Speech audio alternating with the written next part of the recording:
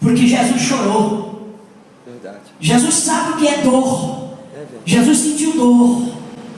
Jesus sabe o que é perca. Jesus sentiu percas.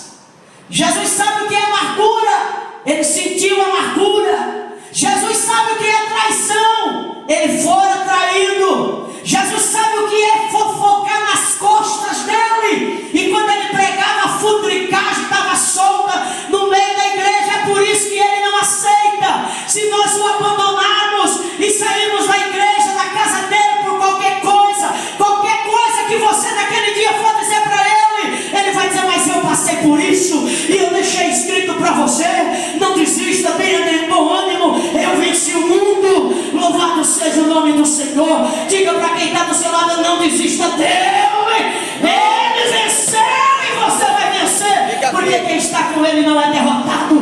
Vence todos os desafios. Louvado seja o nome do Senhor. Agora dá vontade de pular aqui, viu, irmãos, hoje? Eu sinto graça de Deus para pregar essa palavra nesse lugar, nessa noite. Que coisa linda é o Espírito do Senhor. Ele te trouxe aqui para você levar o teu defunto vivo da Silva de volta.